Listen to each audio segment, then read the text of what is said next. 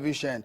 What a great way to start the year 2015, the big election year, and a very critical year too for Nigeria.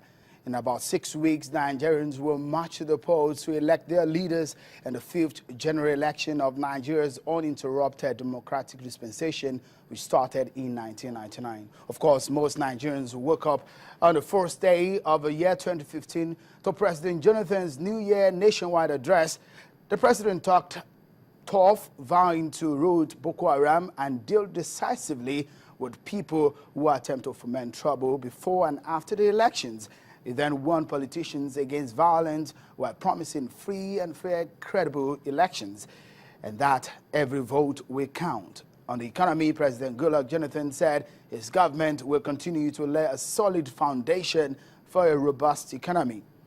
We bring you now some of the highlights of the president's New Year message. Tribute to the gallant officers, men and women of our armed forces and other security agencies who have been in the forefront of the war against terrorism and violent extremism in our country and sub-region. I also commend all Nigerians who have remained vigilant and cooperative with our security agencies in the fight against the common enemy. We are re-equipping and repositioning our armed forces to enhance their capacity to win the ongoing war against terror and insurgency, being very conscious of the inherent perils of our over-reliance on income from crude oil exports for national development. We are focused on accelerating the diversification of our economy. The non-oil sector, which has grown by an average of 8% in the last few years, is now a major driver of growth in our economy. The 2015 national budget, which is now before the National Assembly, is targeted at deepening our effort at becoming a non-oil economy. Given the challenges that have characterized some previous electoral contests in our country, the eyes of the world will certainly be on the conduct and outcome of our 5th post-military rule general elections. I reassure all Nigerians and the international community of our firm commitment to free, fair, and credible elections. Let us put the nation and the people first. Let us all conduct our electoral campaigns with the highest possible decorum and civility towards political opponents. Let us give INEC the fullest possible support and cooperation it requires to conduct credible and violence-free elections in 2015. As the president sent out his New Year message, the chairman of the major opposition party, the All Progressives Congress, Chief John Oyegun, also sent out his New Year message while congratulating Nigerians for making it through the new year. Well, Chief Oyegun made some very strong statements about the February 14 presidential election. A portion of his message and the text of his statement reads, and I quote, "As a party, we assure you that we will congratulate President Goodluck Jonathan and the People's Democratic Party if our presidential election candidate and the party are defeated in free and fair elections and will not go to court. However, as a party, we wish to reiterate that we would not hesitate to consider forming a parallel government if the 2015 elections are rigged either by use of security agencies, police and military to harass, intimidate and cajole voters, or through the use of a compromised independent National Electoral Commission." End of quote. That's according to Chief John Oyegun. Well, the race ahead of the 2015 general election appears to have started in earnest. These are the names of the 11 presidential candidates and their running mate. Well, we have Tunde Anifowose Kelani. For the AD, we have Rafiu Salau and ADC Nani Ibrahim Ahmed. And for the ACPN, Ganiyu Galadima. And the APC, Muhammad Buhari. COA has Comfort Sonaya. And HDP, Ambrose Halbert. NCP, Martin Onovo. And PDP, Goodluck Jonathan. UPP, Chekwaz Okori. And UDP, Godson Okoye. Those are some of the 11 candidates, the presidential candidates actually, that you have seen there. Well, we have seen some very interesting scenarios play out in the run-up to the election. And the main opposition party, APC, when they were picking their vice presidential candidate, we saw some very interesting scenario play out. It took about a week before they could come out with a vice presidential candidate. Well, at long last, Professor of Law emerged being the most preferred out of the big names the party had lined up for that position. Well, Professor Yemi Osinbajo has since been picked as the running mate to General Muhammadu Buhari. And tonight, Professor Yemi Osinbajo joins me on the program. Thank you for joining us on Politics Today. Thank you very much. Well, let me start by asking you tonight, did your emergence come to you as a surprise? Well, yes, it was quite a bit of a surprise because, as you know, there were several very, very well-qualified people who were mentioned at various times. So it was somewhat of a surprise to me, yes. Surprise, because I mean, for some of us we've heard a lot of names, but your name seems to have entered into the list early enough. But the first time you saw your name, maybe online and whichever way, how did it come to you? Do you ever think that you're going to get it? I just dismissed it. I didn't even bother to consider it. I just dismissed it. You never thought of yourself being in these kind of shoes? No, I never really thought that it would. I never thought it would happen, no. Do you see yourself as a politician now? Well, I am now. I am a politician now. I mean, anyone who is seeking electoral votes in a partisan political contest is a politician. So that's exactly what I am now, yes.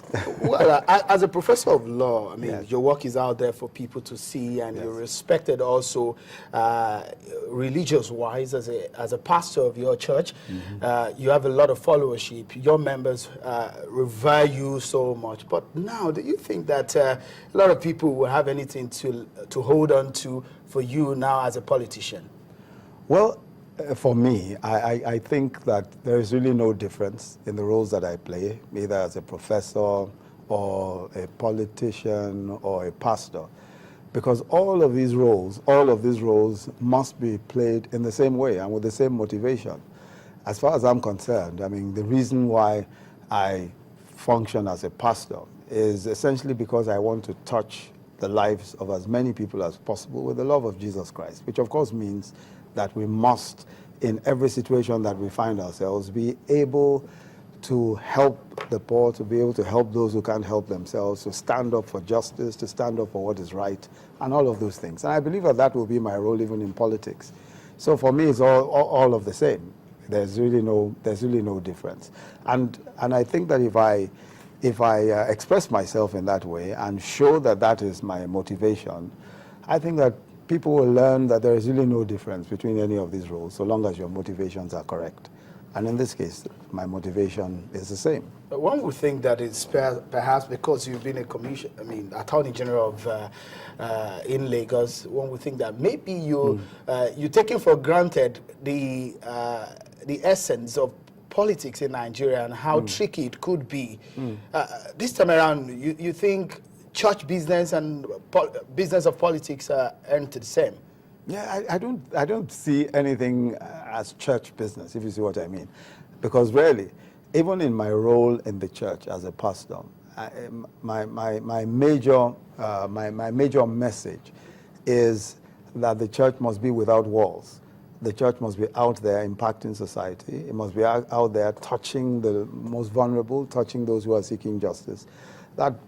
So my role even in the church, and that really is in my view, is what the church is all about, is what pastoring is all about, is what the message of Jesus Christ is all about. It's about touching the least. It's about touching those who have no way of defending themselves and have no way of helping themselves. And I think that will be my role in politics. That's also my motivation in politics. Politics offers the best opportunity to touch millions of people in a way that I could never have touched them as a pastor or as a professor. Yes. I'm very sure you're aware of some of the bad names politics have been called in Nigeria. Absolutely. And for someone like you who seems to be wearing some untainted garment, politically you have little or not so much to to look back to where we talk about politics. But then, are you ready for that, the task? You've not been in mainstream politics, but are No, you I haven't. ready for the task of being in Nigeria's politics? Yes, I am. Not only politics, in Nigeria's politics. I'm all set. I'm all set. I mean, you see, the truth is that one has to be humble enough to know that one doesn't have, one is not, if you like, the way you describe me is as if I'm some kind of, I don't know, gentleman with a halo on his head.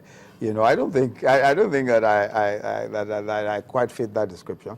But I think that one should be humble enough to accept that if you want to lead people, and you want to do things that are radical in terms of that kind of the kind of leadership we want to put forward, there'll be several people heckling, several people saying don't do it, several people trying to pull you down and trying to stop you from doing it. That's just the nature of the contention between good and evil all the time.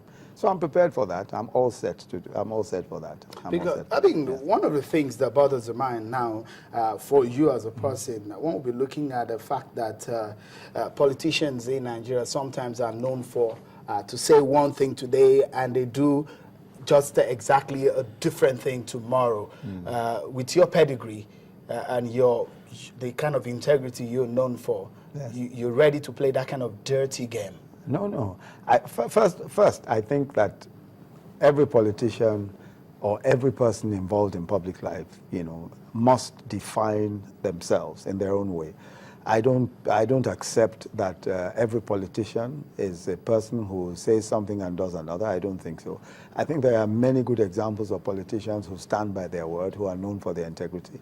I certainly intend to be one that will stand by my word, you know. And frankly, you know, it's not just politicians who don't stand by their word. There are lots of people who don't stand by their word. I think it really comes down to the kind of person that you are and the kind of thing that you want to achieve. I think it's important to stand by one's word.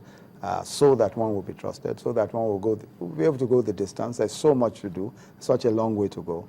And if one is to be taken seriously, then one must do what one says. So I'm prepared to be different. If that's the general run of things, I'm prepared to be different.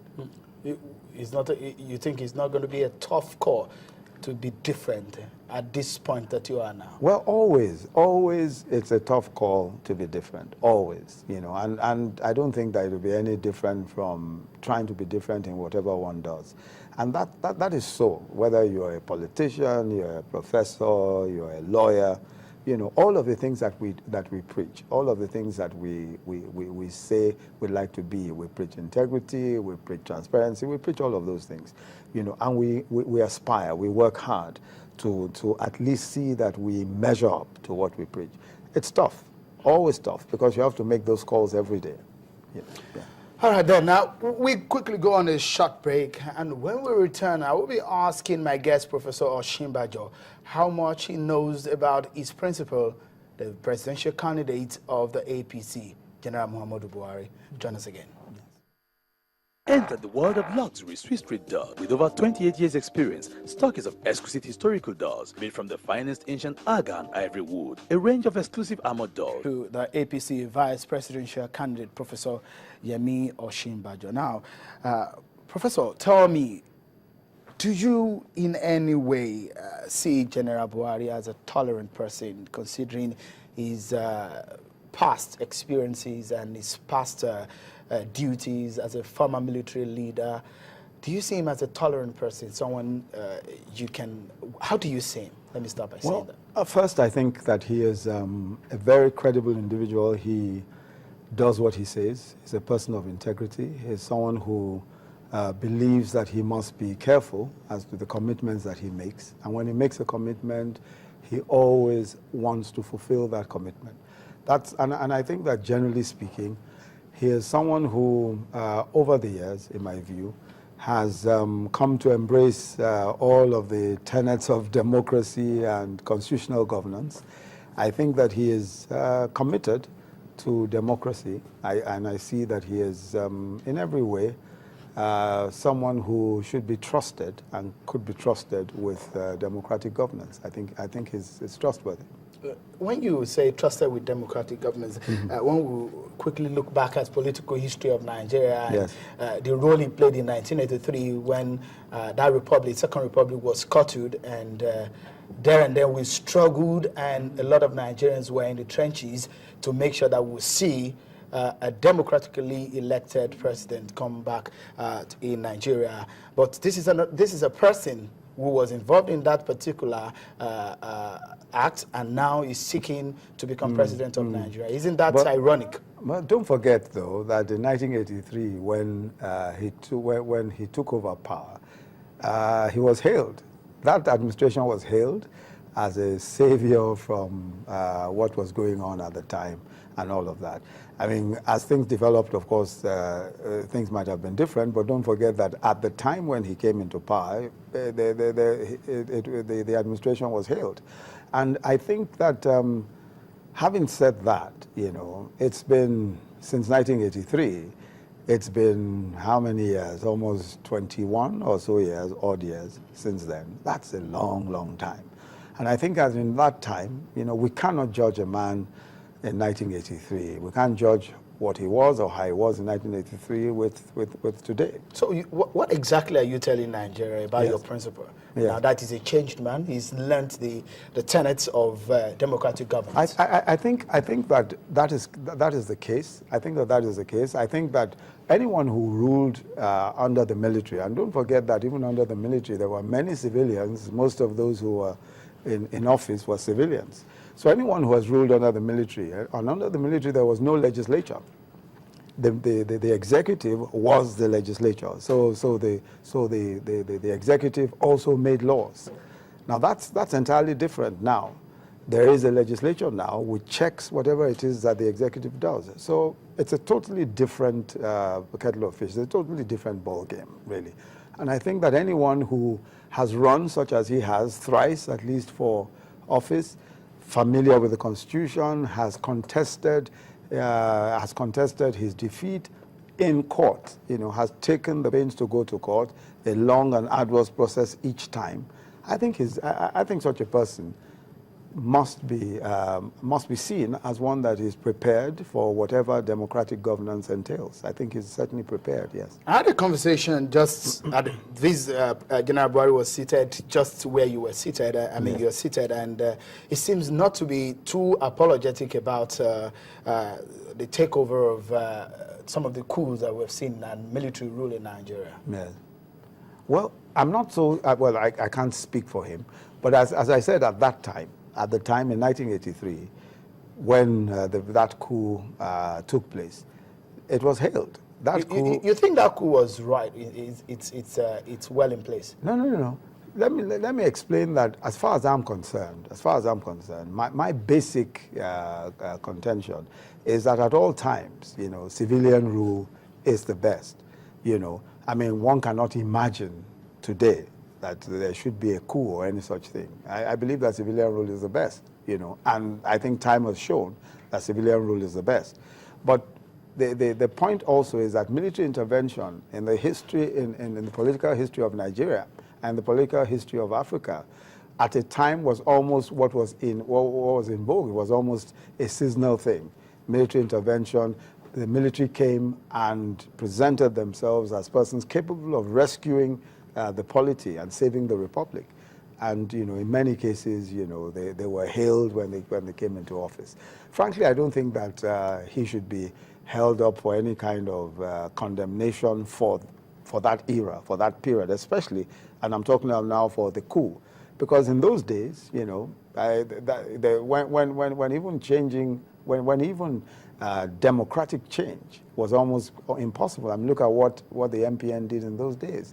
I mean, the so-called moonslide and landslide and all of those kinds of extreme behavior that clearly made it seem even to the opposition that change was impossible, you know, electorally or by an electoral process. I think those sorts of things encourage coups and coup d'etats. But as I said, I'm one who is firmly convinced that civilian rule is the best option at all times. What do you make of what people say about General Buhari as a religious bigot and a fundamentalist? Well, I think that's unfair. I think it's unfair. And if you look at the history, I think it is clear that perhaps, and it's fair to say that the PDP has done a fairly good job of making it appear that he is in fact a fundamentalist. I think that's unfair. And let me explain why I think that that is unfair. If you look at the history, I mean, everyone knows that General Buhari was in office from December 1983 to August 1985. In that period and immediately after it, no one ever accused General Buhari of being an Islamist. Nobody ever did. As a matter of fact, this whole charge of being an Islamist is probably about 5-6 years old. Nobody before then, and if you look at the history, if you look at the records, even the newspapers, no one ever accused him. And why was that the case? Because he simply wasn't, he's never been a fundamentalist. Even in that period, when he was in office, his deputy was a Muslim. Tunde Diagbon was a Muslim. They were under pressure at the time to join the OIC, the Organization of Islamic Countries, and they refused to join the OIC when they had absolute power and absolute authority to do so.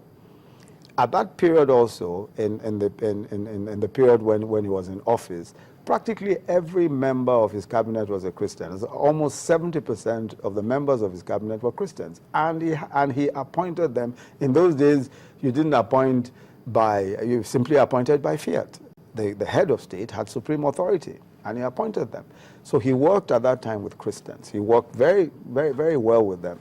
Thereafter, and subsequently, everyone who has associated with him, you know, the likes of General Gowon, the likes of T.Y. Danjuma, and all of those individuals who have associated with him, not one single person has said that General Buhari is an Islamist or a fundamentalist or any such thing, you know.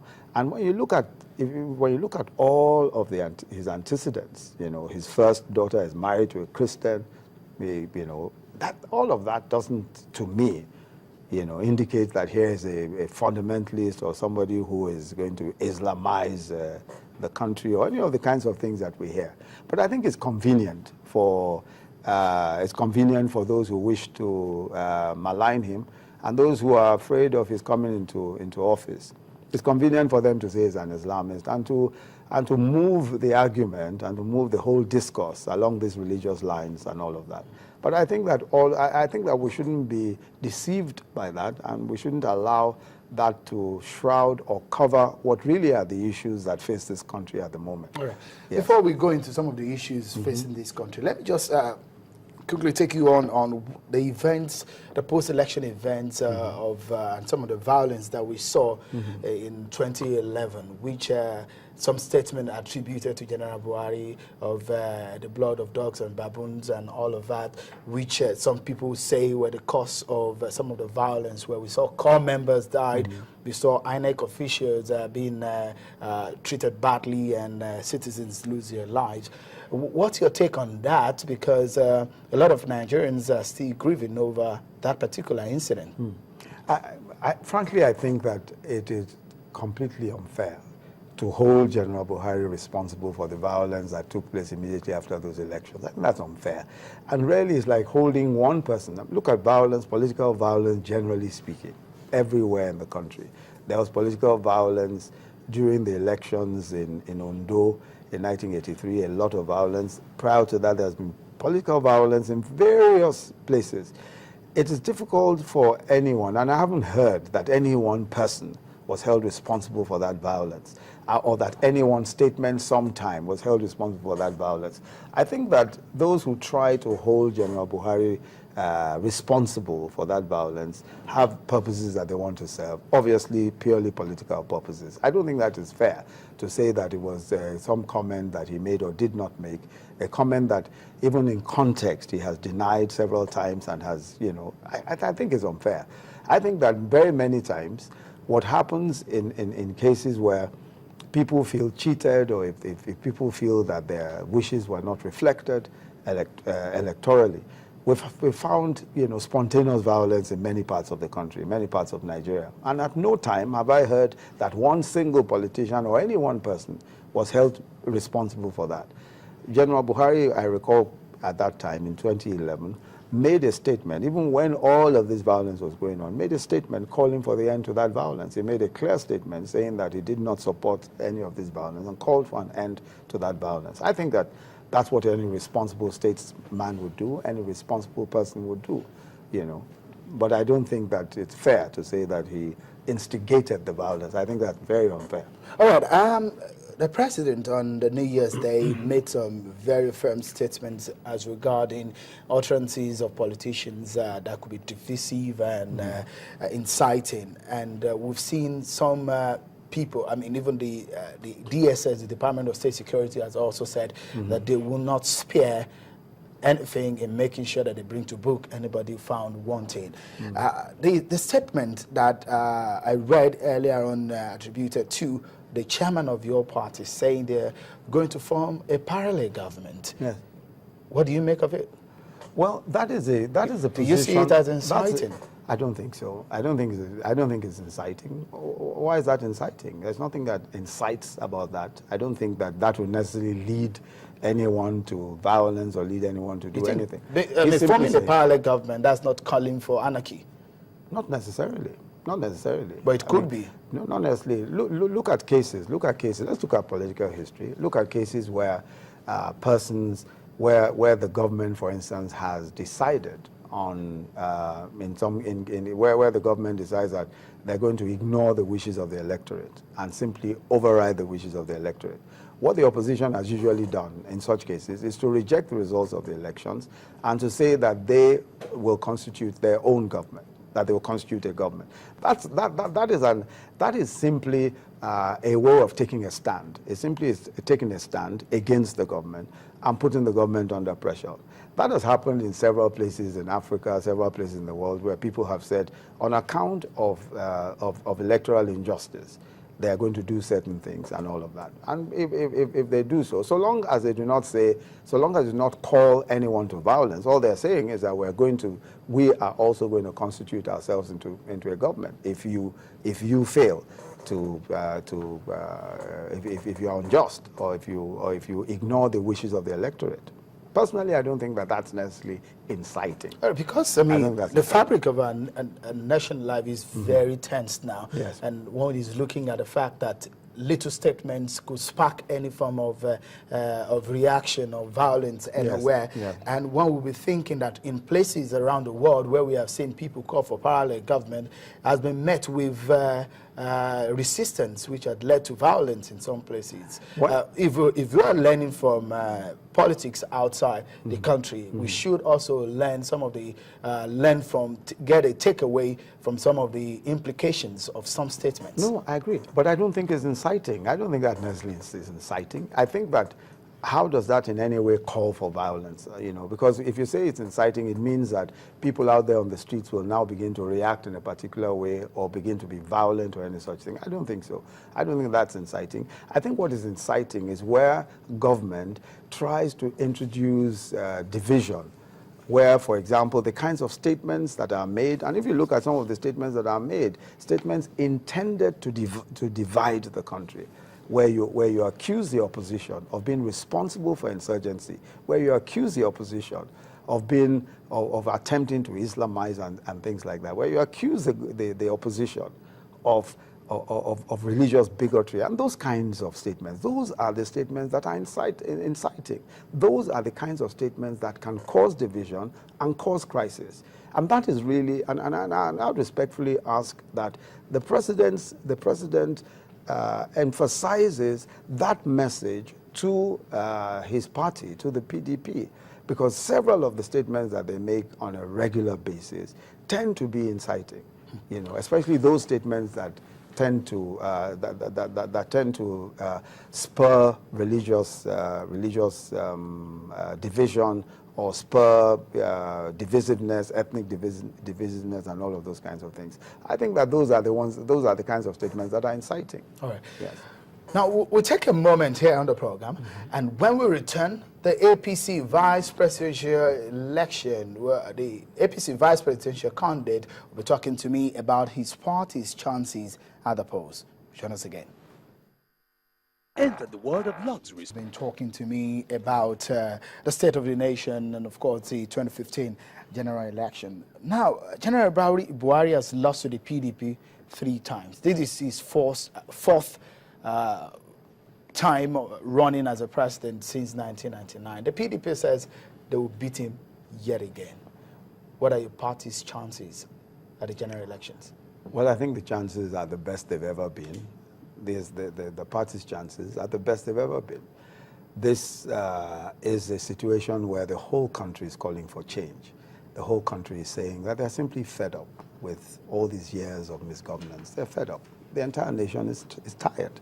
You know, so I think that is the very best chance that the opposition has ever had. You know, and frankly, you know, if you hear the hard cry of people on the streets and everywhere, it's clear that people are tired.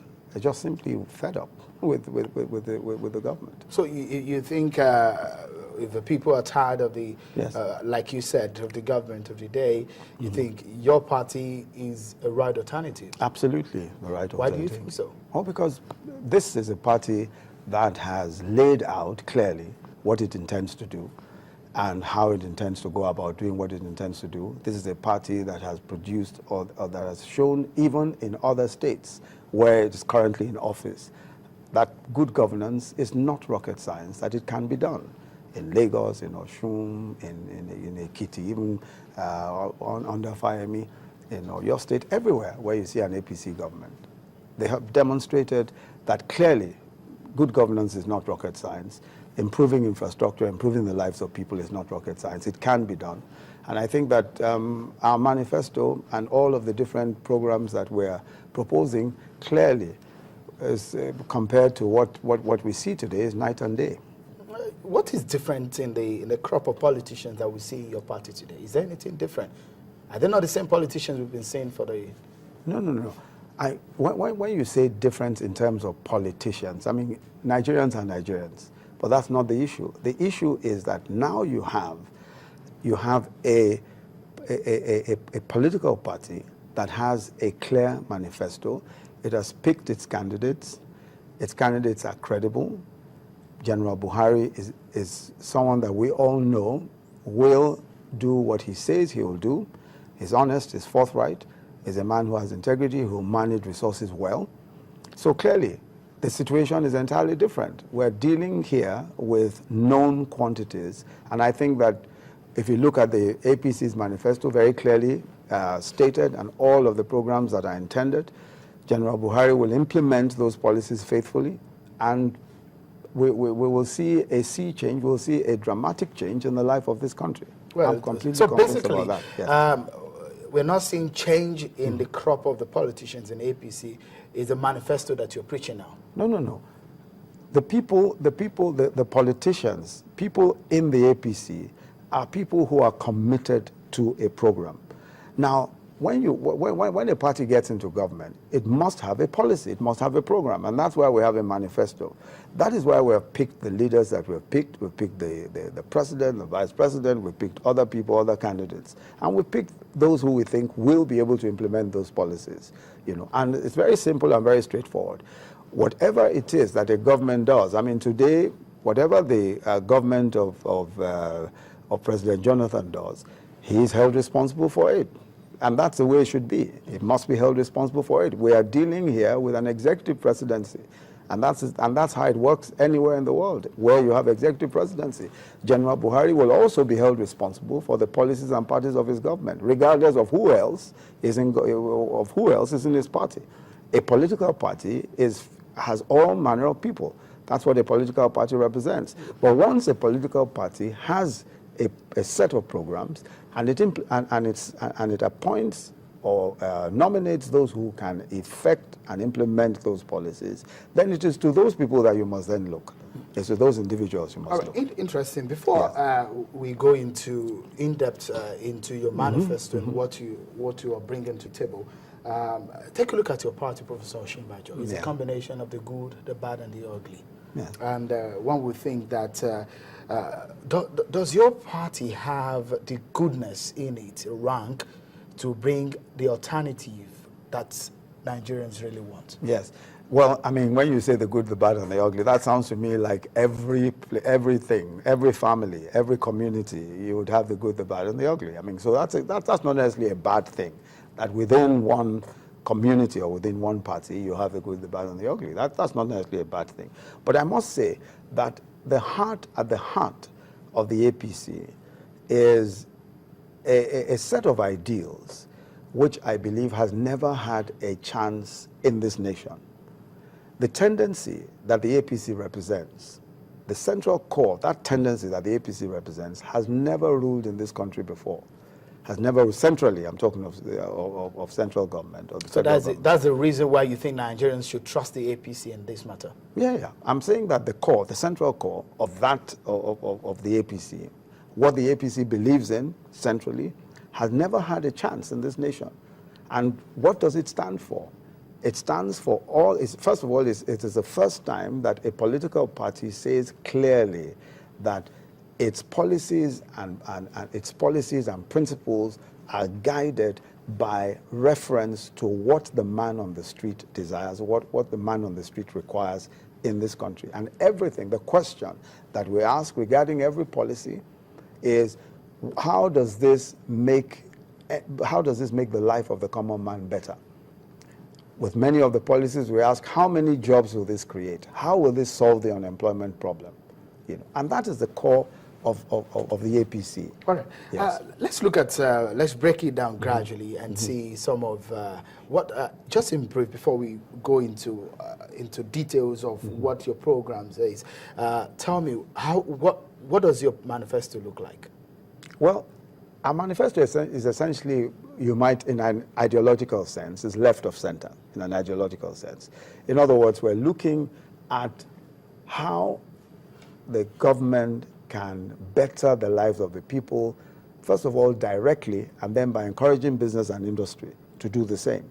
So at the core of the manifesto of the APC is the common man, is the average person, the man on the street, at the core of that manifesto. So we have social programs. For the first time, we're going to have social security for the very first time, and that's probably the first in Africa. Our focus is on jobs for young people, on employment and all of that. We're also going to have universal health insurance. For the first time also in this country, we're going to have conditional cash transfers, which is part of our social welfare policies. Conditional cash transfers for the poorest people in society. We're looking at several different options for power and all of that, because we believe that power, the centrality of power is what makes it difficult now for industry to take off, and for business, generally speaking, to take off in this country. So, I mean, that power that you just mentioned, yes. A lot of people will think that for so many years, we've been over 30 years now, we've been battling to get it right, and electricity and power stands at the thrust of any economy. Yes. What are you hoping to do? It's been private. Yes. The sector is largely being privatized now. Yes. What are you going to do differently, specifically? There's so many. In the first few years. I think the first thing that we have to understand about power and some of the reforms that have taken place is that those reforms need to go much further, and there are many issues that need to be taken into account. One of those is that we need to privatize transmission, because you can't leave transmission unprivatized and simply just be managed by some company. That needs to be privatized as well. Considering the legal implications of that. Yeah, there's no, I mean, if you simply write the regulations. I mean, we're saying that you need to privatize that transmission as well, because that's an important process in the entire value chain of power generation and, power generally. And you think that's the problem, that's what will change it? That's an issue, The other issue is that gas, as you know, I mean, we don't have a gas infrastructure in place yet. Now, that gas infrastructure could take us 10 to 15 years to actually put in place. Now, with the gas infrastructure that we have at the moment, of course, you know that most generating plants simply don't have gas and can't get gas. Part of the problem is capping the price of gas. So there are many producers of gas who are not interested in even supplying the gas because it's not worth their while. So we need to deal with that issue. We need to deal with the issue of the pricing of the gas so that it's worthwhile for producers of gas.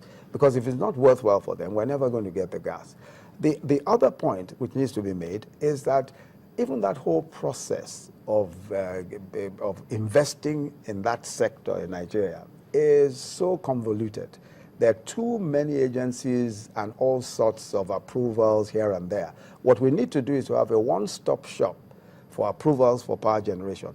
In some cases, people come into this country wanting to invest, and they spend 3 years, 4 years, just dotting the I's and crossing the T's. And that's a process that you shouldn't have when you have an emergency, because our power situation is an emergency. We also have the problem of our gas mix, even the gas mix. We ought to be able to, I mean, look at Lagos State. Lagos State has IPPs here and there. There are about 4 IPPs. And that's another issue. That's something that we ought to be borrowing a leaf from, and which the APC will borrow a leaf from. We must decentralize. You cannot have one grid. Everything must go through the grid. We must decentralize. If you don't decentralize, you cannot solve the problem of power quickly enough. You can't. All right. You mentioned that the issue of power is something of emergency. I remember that the likes of Chief Bola Ige has handled that sector, but things have not really changed. Perhaps time has not really permitted people like that to really put their hands in changing the situation. It's been so long a time. What time frame do you think power can be tackled in Nigeria because it's of emergency? If your party gets it. My take is this. I'm not prepared to commit to a day or a month or 6 months or 1 year and all of that. But we must understand that when Chief Bola Ige made the statement, power was not even privatized. I mean, he was saying that this public utility, doing more or less, using the same facilities, could actually improve. But we are talking now of a totally different set of factors. And my belief is that if what the APC proposes is done, if the APC is voted into power, and all of these issues that we're outlining are dealt with as we expect them to be dealt with, we will be able to see a very significant improvement in power supply in this country. Definitely we'll be able to see a significant So you improvement. agree that the present government has done it right, has gotten it right by privatizing it in the first place? Oh, privatization is an important step. Oh, very important step. But you see, you must privatize the whole hog. You can't privatize a bit, And I'm saying that in terms of policy, in order to get these things right, we must go the whole hog. You can't say I'm privatizing a bit and I'll leave some out. We know that public utilities generally, left in the hands of government in one shape or the other, simply don't work. We've seen too many years of experimenting with that. So that ought to be done. That whole thing ought to be done. We ought to deal with the pricing of power. We ought to deal with decentralization, and that's a very important issue. Decentralization. Look at what Lagos State is doing. It has IPPs.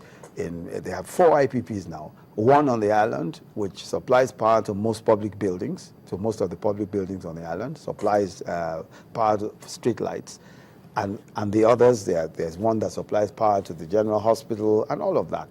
Now, that way, if we decentralize in that way, don't forget that those do not go through the grid, But they deal with power situations in the different areas. Lagos State has also done a census of power needs by local government. So I can tell you today what power is required, or how much power is required in Surulere area. I can tell you how much power is required in Amuwo Odofi, and all of those things. Now that is very important. That census, that whole survey of the power needs is a very important step, because that also helps you to determine, especially if you are going to decentralize, what kind of power generation facilities, what kind of transmission and all of those kinds of facilities, distribution, etc., that you need in every particular location, every particular locality. Right. So I think that all of those are important in order to make things happen. Let's quickly move into some other issues. Insurgency is something that confronts us, and it's giving us a sad taste in the mouth. And one would think that with what is going on in the country is not something we were ever envisaged as a people. How do you hope that your party will handle it if you get it? I think that the first thing to understand is that insurgency, this current insurgency, is one which requires the commander-in-chief to lead from the front. The commander-in-chief simply has to be the commander-in-chief, and he must lead from the front. He must set the example by leadership from the front. The second thing is that one of the problems that I think bedeviled this particular, the way this was handled, was that rather than face up to the challenge of the insurgency, the government preferred to politicize it, blame the opposition for the insurgency, and all of those kinds of things. Whereas what was required, and at that moment what was required, was to galvanize the entire society, political parties, everywhere where you've seen insurgency, Syria and all those places, Pakistan. The government in power galvanizes the entire society behind it. Bipartisan, multi-party meetings are held to ensure that the threat on the territorial integrity of the country is contained. You don't politicize those kinds of issues. That's a wrong thing to do. And what this government will do, what the government of General Buhari, by the grace of God, will do in 2015, will be first to ensure that the entire nation is behind all of the efforts, and we will deal with this on a bipartisan basis, on a multi-party basis. You think the entire nation is not behind the efforts of the government of the day? It's very difficult to expect that when you're accusing people left and right. With some of the challenges, challenges go away if your party gets... Yes, because you'll approach it correctly. You'll approach it correctly. One of the most important things to do is to ensure that you do not look for instance, we certainly will not be blaming or looking for faults in the PDP or saying, oh, the PDP is responsible for the insurgency. You're a government. You want to solve the problem. You can't politicize the problem.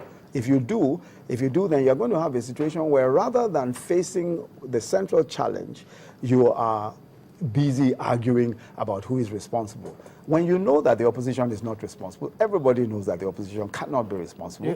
You know, the insecurity in the Northeast is one issue. Yes.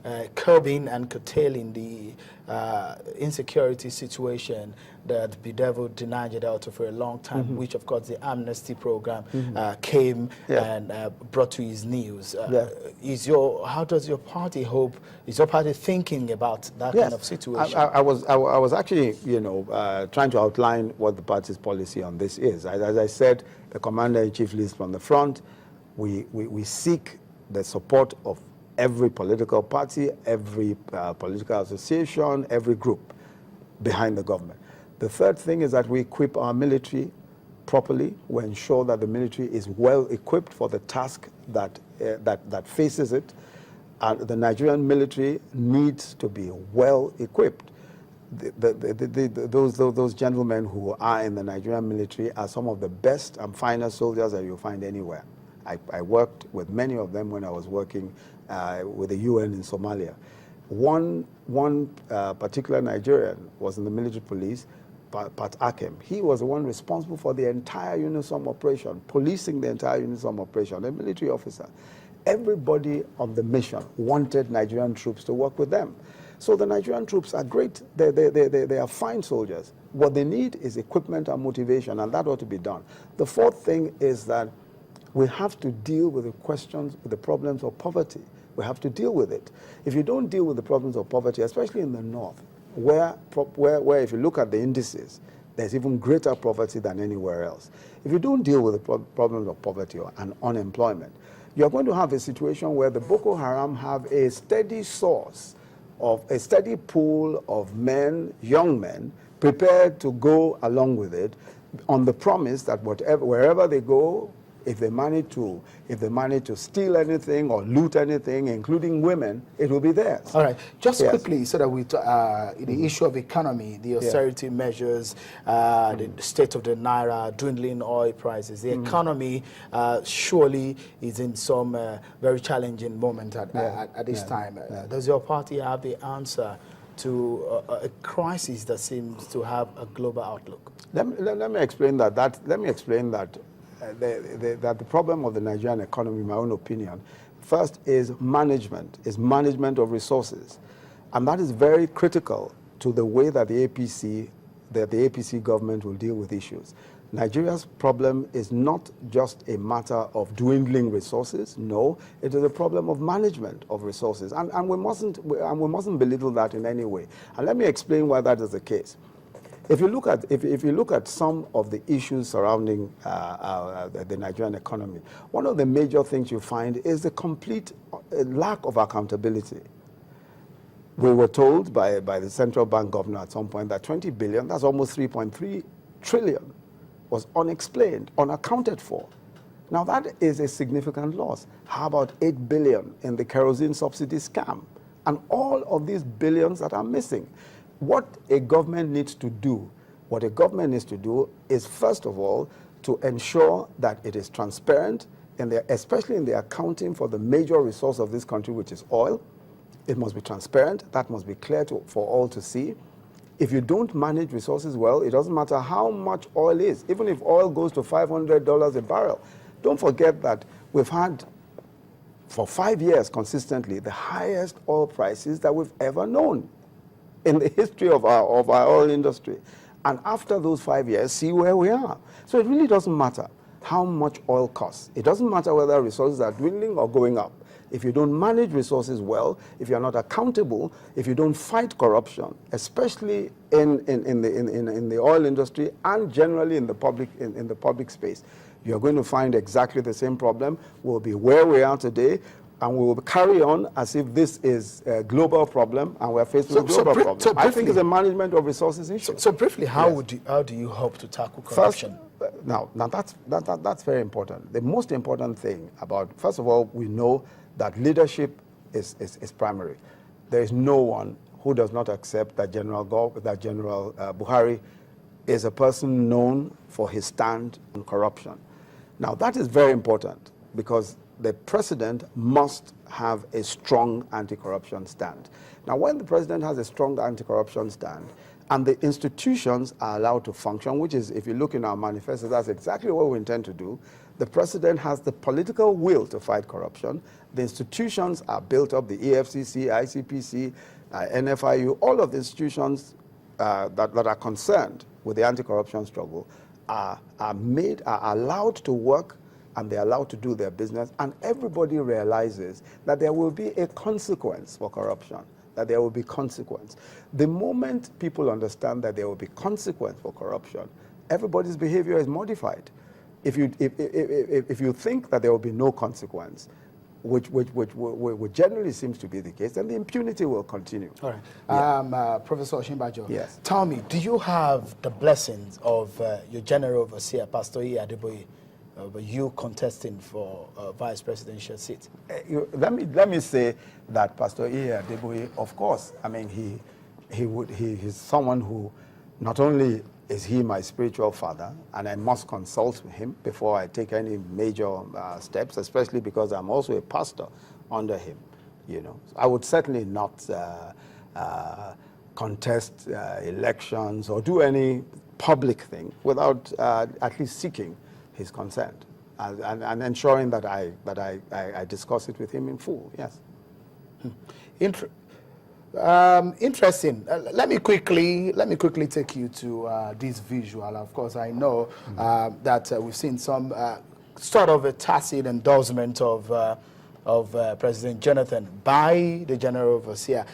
If you remember this very event in 2014, when President Goodluck Jonathan visited your church at Banana Island, you were the one that received him and introduced him. Of course, you probably didn't know that you were going to be a vice presidential candidate of your party. So if there's some form of endorsement have come from your general overseer, isn't that a conflict of interest now? First, okay, that's it. Do you want me to answer the question? Okay. All right, go ahead. Okay.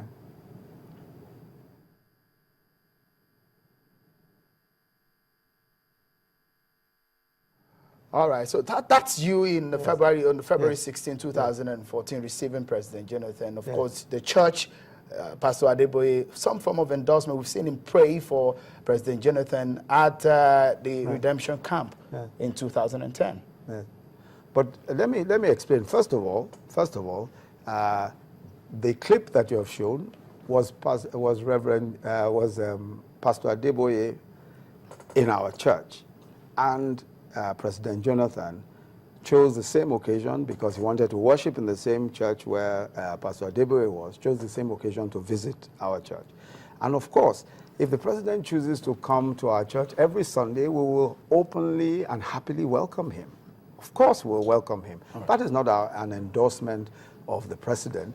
The mere fact that we welcome him. If you come to my church, I'll be happy to welcome you. If the president comes, I'll be happy to welcome him. If the entire opposition comes to church, we'll be happy to welcome him. All right, thank you so much, Prof. So you are saying that you will swim against your party's decision, even if it's not favorable to your own kind of integrity? No.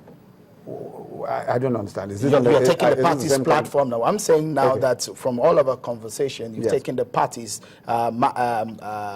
manifesto now, and you're running it with it. Yes. For whatever comes after it, you swim with it. Yeah. I accept the position of the party. As a matter of fact, I was one of those who was involved in the drafting of the manifesto of the party. So I'm very much a part of everything that is in that manifesto. All right. Thank you so much, Professor Yemi Osinbajo, for joining us. I wish you luck in all your endeavors. Well, of course, the conversation continues on our different social media platforms, and in the coming days, we hope to welcome Nigeria's Vice President, Architect Namadi Sambo, who is the vice presidential candidate of the PDP. So we can hear from him also what his party has for Nigerians as we enter into the 2015 election. Well, that's how far we can go today on the program. On behalf of the team here at Channels Television Headquarters in Lagos, thank you, Professor Osinbajo, for joining us. I'm Seun Okinbaloye. Bye for now.